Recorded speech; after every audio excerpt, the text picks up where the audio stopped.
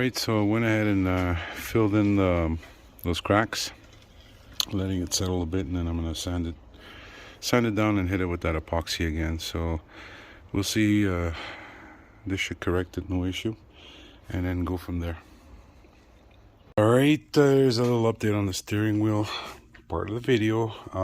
What I've done is I've sanded it the best as I can, taking care of all little cracks.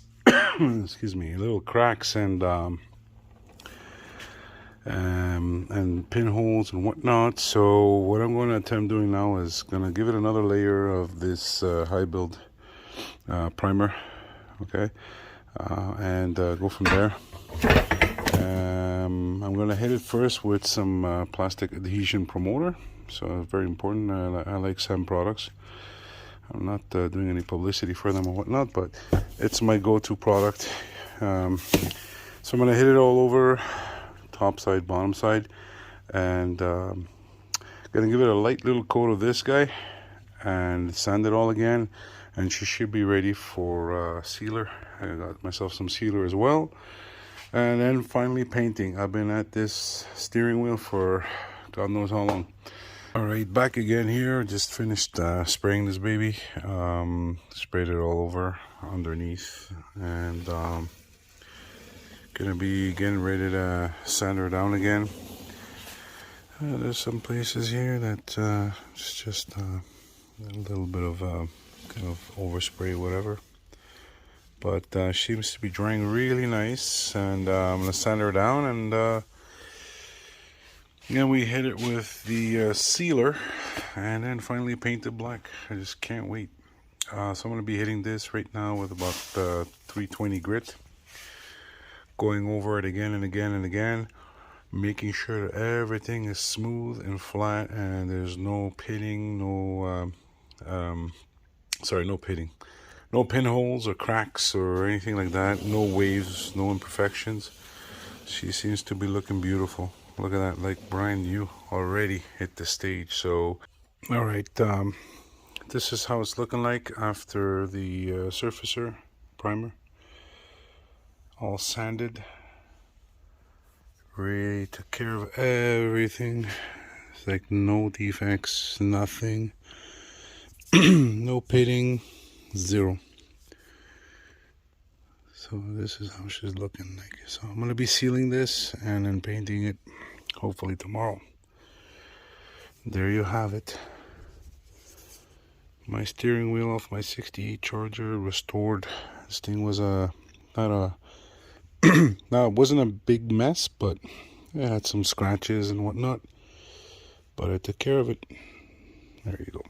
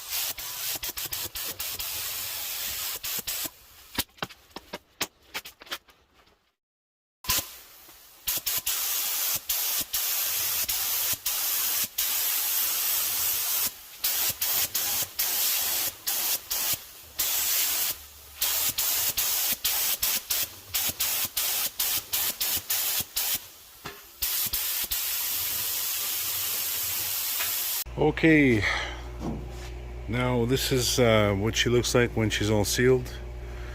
Obviously I'm probably gonna just scuff it with 500 grit. She's looking good, all done everywhere.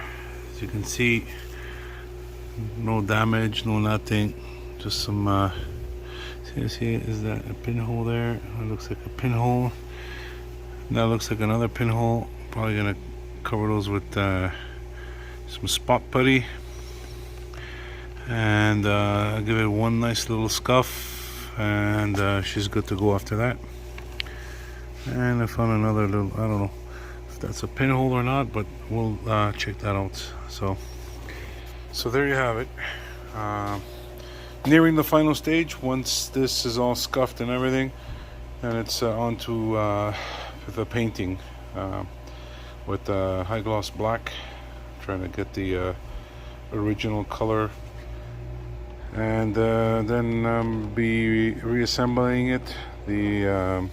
So the Half Moon was chromed along with the brand new cap, and once it's done, wrap her up in bubble wrap, and wait for the day that I'm going to be putting her in the car again, which is hopefully this year. So there you have it for now. 68 Charger steering wheel resto. Alright, you guys, here's another episode or video of the 68 resto. What you see here is the original steering wheel that came off the car. It's all been restored. The steering wheel, I did it all myself. It's all been repainted, and man, I can only tell you how many hours I spent fixing the cracks, and sanding it down. I mean, look at the detail. Look at that, right? And getting into these crevices, these corners, and all that. It was a shit show. But right now, right now, what I plan on doing is reassembling the steering wheel. The Half Moon here has all been re-chromed. This is the original one from Chrysler. It came off the car. I don't know if it says Chrysler or not on this baby, but yeah, needs to be clean, and I'll have to polish it a bit more. But the way it looked before and the way it looks now, it's like night and day. So simply what you need to do is this whole thing just sits on a couple of screws here. You got the long screws that drive from the back, so from that side into the Half Moon, and the other two screws, I believe they are, if I can remember, I'll see. I'll see once I reassemble it there, and I'll show you guys where all the screws actually go. Also, this is the original cap there, the horn cap. This one, I repainted it. It was a fairly good shape. I did do a little bit of work on it there, but it looks good. And yeah, just can't wait to put it on. Obviously, we don't put this on before we put the actual steering wheel in the car, the steering column in the car, and then we can go ahead and put the steering wheel on the steering column. But for today, I will simply put this back on and put it back in the box, and when the time comes, hopefully in the next couple of days or week, I'll be installing my steering column, be installing the whole interior of the car, and probably even make some videos for you guys to watch. So let me go ahead and get this started and get back to you. All right, I just remembered and figured this out. So the 3 small screws, right? There's 3 small screws and 3 longer ones. The 3 small screws are used to fasten this piece here onto the steering wheel. So there's one hole here, one here, and one over there. And then on the other side, if you flip this, once you put the half moon on, it's like pretty straightforward. That's where you drive your other screws from. See those holes there? That's where you drive them from, and that's about it. So should be fairly quick and easy. So I will do this and show you the final result.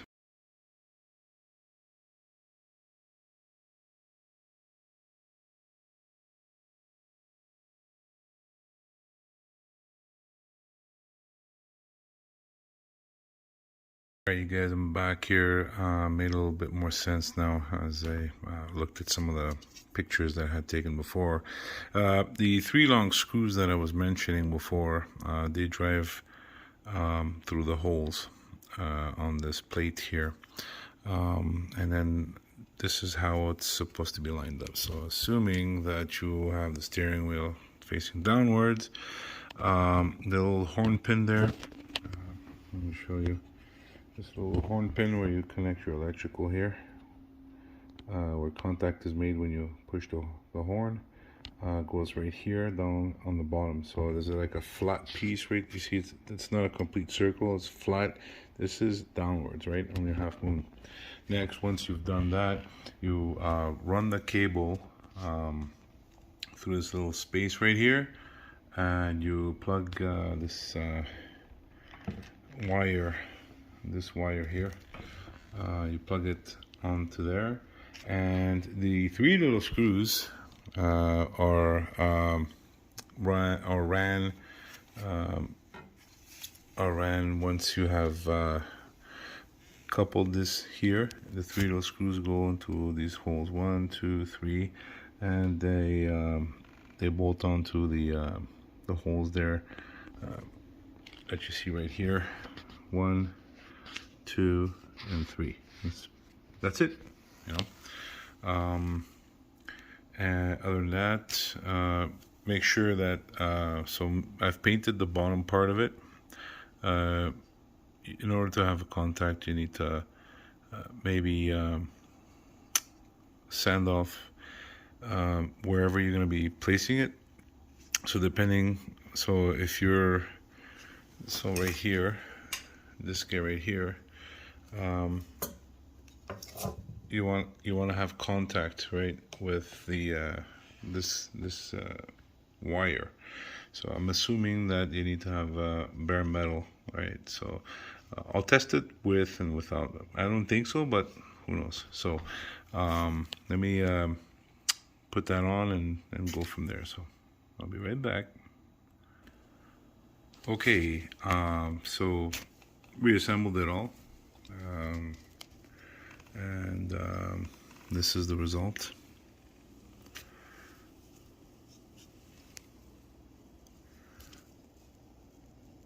So might need to tighten it a bit more in the back, but this is what we have. So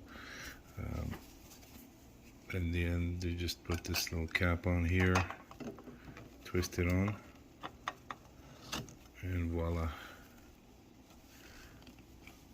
You know, you just push the center, the half moon, and it'll even this part here, it'll beep the horn. So that's about it. And then just put on the car.